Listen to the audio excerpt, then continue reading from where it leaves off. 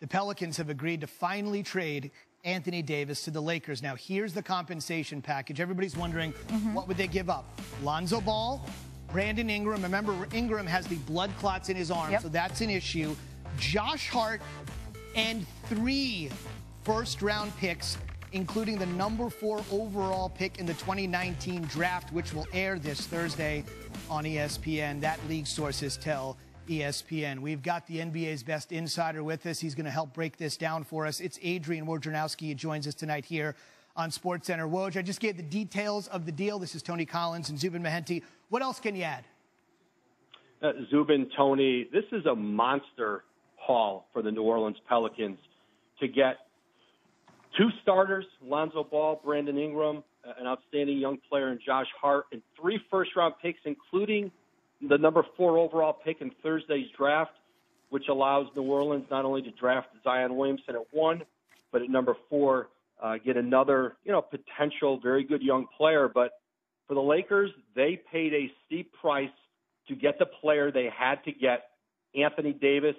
Now Davis and LeBron James partner up in the West. Suddenly, the Lakers are a legitimate contender. They were able to keep Kyle Kuzma.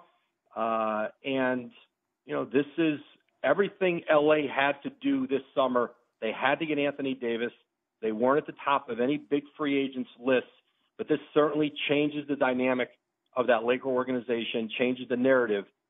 They've got Anthony Davis, who has said all along he plans to sign a long-term extension with the Lakers next summer when he can become a free agent. This is very interesting. Tony and I have so many questions for you, and obviously we're going to continue to hit you with them here until 7 p.m.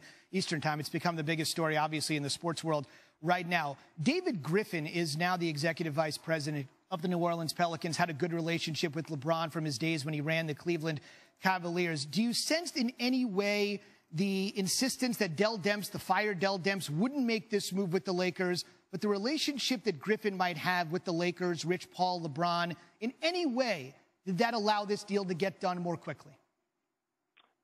Absolutely not, Zubin. I think David Griffin was trying to make the best deal he could for the Pelicans. I think his focus was maximizing the assets that they get in return, and L.A. was the place that they could maximize it because Davis had made it clear that's where he would resign. There were other teams interested, but the Lakers went to such lengths. There has not been a deal for a single player in this league as steep of a price as LA's paid, perhaps since the Carmelo Anthony deal that Masai Ujiri made with the Knicks in Denver a decade ago. There hasn't been a team that has had to give up more for a pick. So while Anthony Davis does go from New Orleans to L.A., they paid a price, and they're going to be certainly limited roster-wise with those draft picks.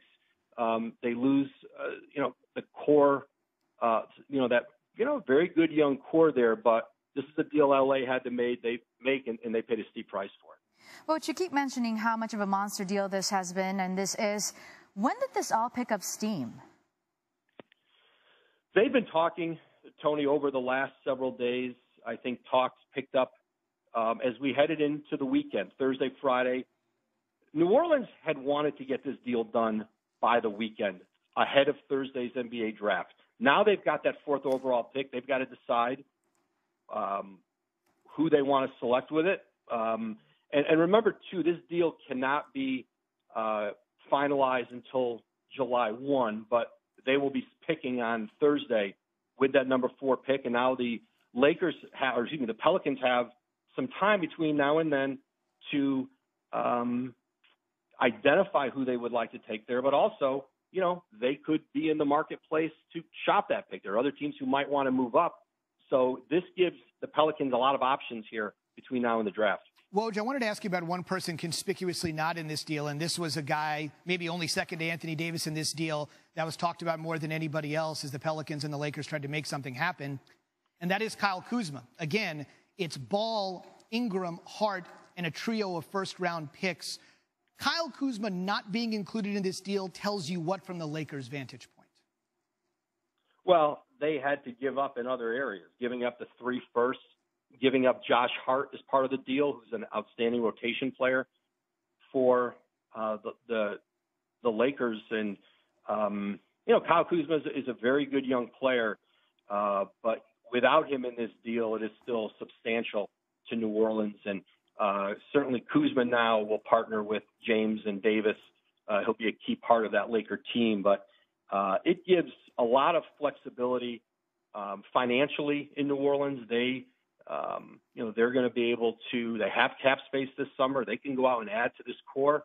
They believe Zion Williamson's going to be everything that people think he's going to be, a legitimate franchise player.